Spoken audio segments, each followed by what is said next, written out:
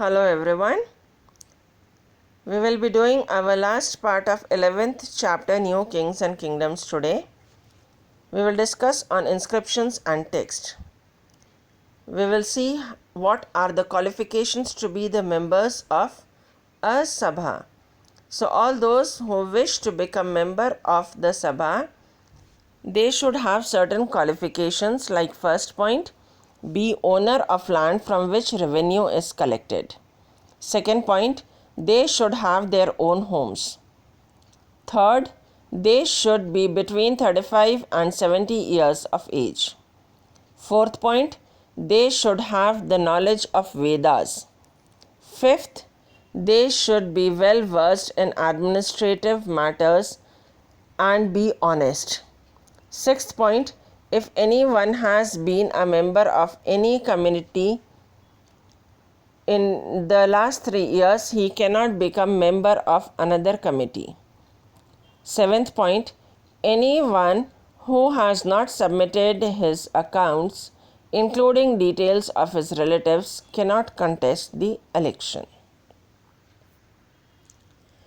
While inscriptions tell us about kings and powerful men, here is an excerpt from the Priyampuranam, a 12th century Tamil work which informs us about the lives of ordinary men and women.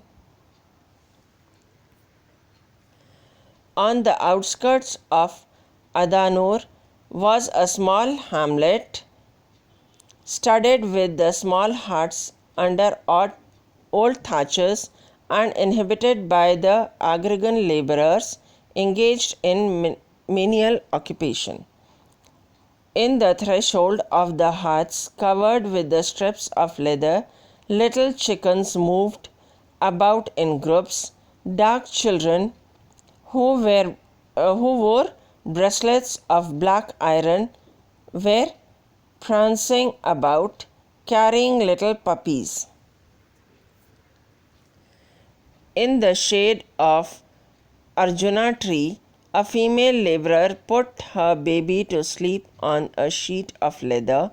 There were mango trees from whose branches drums were hanging, and under the coconut palms, in little hollow on the ground, tiny-headed female dogs lay after whelping. The red-crested cocks crowed before dawn, calling the brawny plural to their day's work, and by day under the shade of the kanji tree spread the voice of weary-haired women singing as they were husking paddy.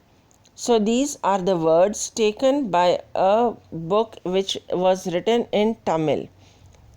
These were the inscriptions.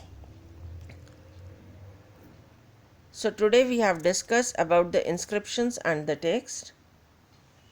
For homework, first question, what were the qualifications to be member of committee of the Sabha in Chola Empire? Second question, contrast the elections in Uthampur with the present day Panchayat elections. Now, first question, already 7 points I have discussed to be the member of Chola Empire, what qualifications are required. For second questions, you have to write difference between elections held in Uthampur and present day elections. How elections were held then and now. Thank you.